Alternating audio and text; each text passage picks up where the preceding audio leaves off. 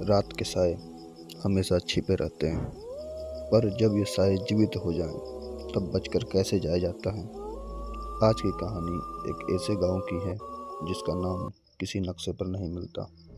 लोग उसे शून्य गांव कहते हैं, क्योंकि वहां से लौटकर आने वाले बहुत कम हैं। कहानी का नायक है अर्जुन। वह घटनाओं पर डॉक्यूमेंट्री बनाता था। उसे सुनने में आया कि इस निर्जन गांव में कोई नहीं रहता, फिर भी रात को दिए जलते हैं। उसने समझा यह केवल अफवाह होगी और वह निकल पड़ा। जंगल के बीच एक टूटी फूटी लकड़ी की पट्टिका लगी थी, जिस पर हाथ से लिखा था, रात होने से पहले लौट जाओ। अर्जुन मुस्कुरा पड़ा और बोला, लोगों को डराने का तरीका अच्छा है। जैसे जैसे वह भीतर बढ़ता गया, हवा भारी होती गई। पेड़ हिल रहे थे, पत्तों की सरसराहट सुनाई दे रही थी, जैसे अदृश्य किसी के कदम चलते हों। आगे उसे ही दिखाई दी एक पुरानी जली हुई हवेली। दरवाजा पूरी तरह खुला था।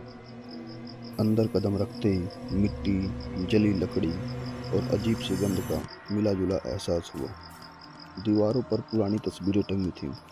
उनके चेहरे की आंखें मानो किसी और दिशा में देख रही थी, सीधे सामने नहीं, जैसे किसी के पीछे खड़े होने का आभास।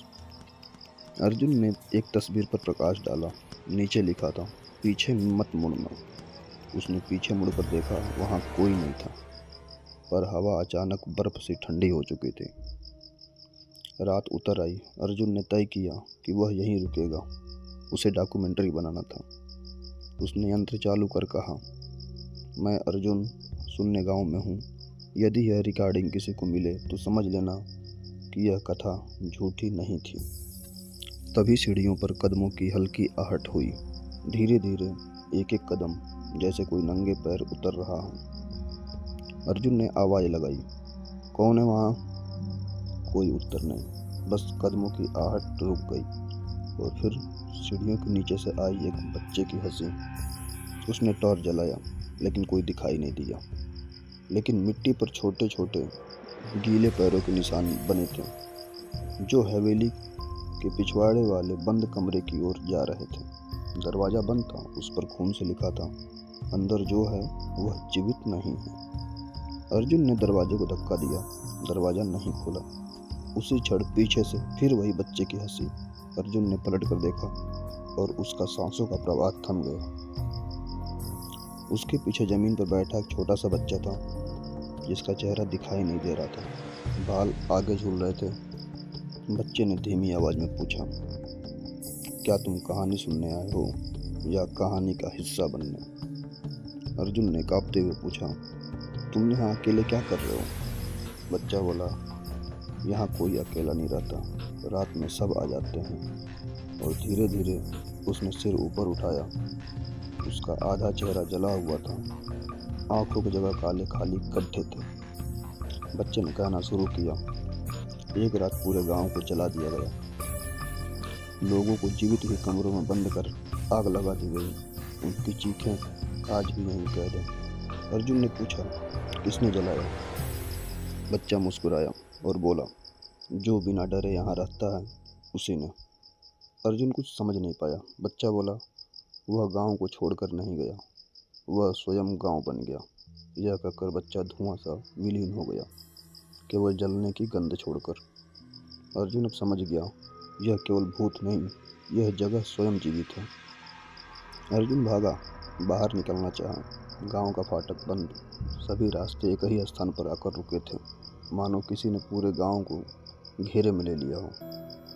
हवा फिर फुसफुसाई, पीछे मत मुड़ना। और वह फिर पीछे मुड़ा। सभी घरों में एक साथ दीपक जल उठे। हर खिड़की पर एक चेहरा खड़ा था, बिना पलक झपकाए सीधे उसकी ओर घूरते हुए।